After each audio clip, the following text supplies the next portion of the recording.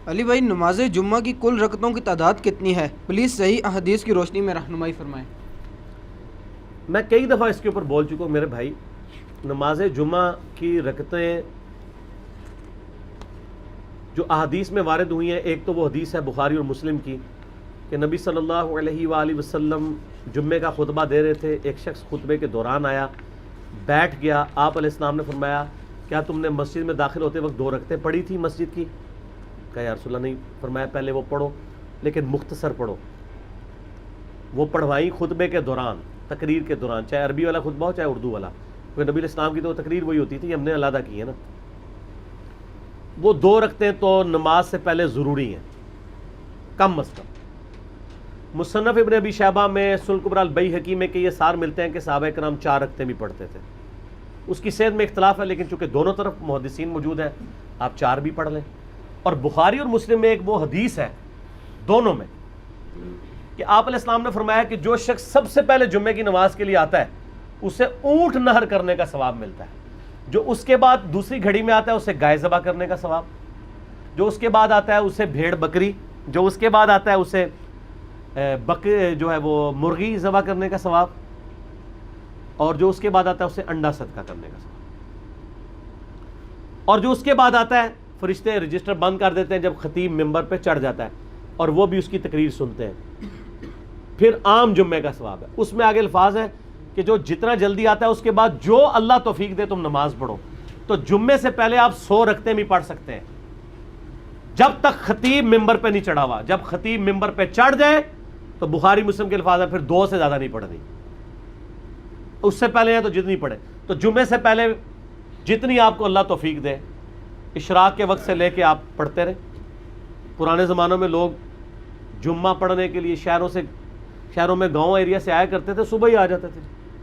اب تو خیر ہمارے گاؤں بھی شہر بن چکے ہیں چونکہ قصبے ہیں، اس لیے وہاں پہ جمعے ہوتے ہیں، لیکن فقہ حنفی کے مطابق ان گاؤں میں ابھی بھی جمعے نہیں ہو رہے۔ انہوں نے مجبوراً شروع کروایا، کیونکہ جب اہل حدیثوں نے جمعے شروع کرائے تو لوگ اہل حدیثوں کی مسجدوں میں جانا شروع ہو گئے۔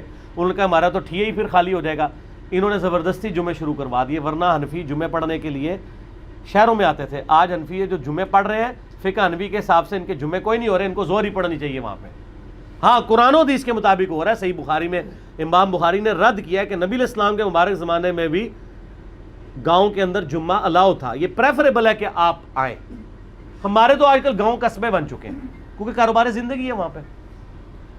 اور جمعے کے بعد صحیح مسلم میں حدیث ہے کہ جو جمعے کے بعد نماز پڑھے اسے چاہیے 4 رکعتیں پڑھے، چاہے 2 کر کے پڑھ لے چاہے ایک سلام سے، چاروں کٹھی، دونوں طرح ثابت ہے۔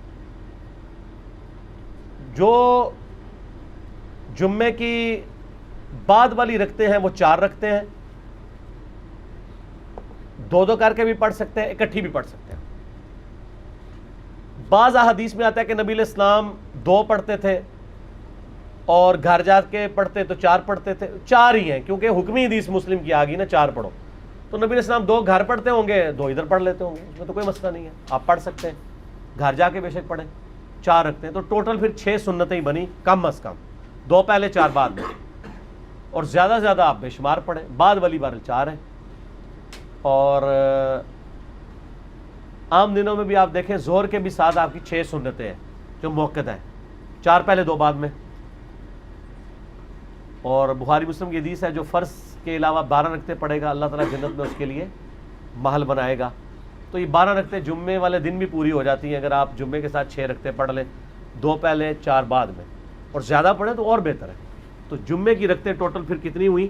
کم از کم 6 ادر دین فرض کے، 2 فرض تو ہیں بیچ میں، یہ نہ ہو کہ فرضوں کا ذکر ہی نہیں کیا، وہ اپنی جگہ موجود ہے۔ یہ رکھتے جب کوئی پوچھ رہا ہوتا ہے نا تو وہ پوچھ رہا ہوتا ہے سنتیں، اور بعض زور احتیاطی بھی پڑھ رہے ہوتے ہیں ساتھ، اس کی کوئی ضرورت نہیں ہے۔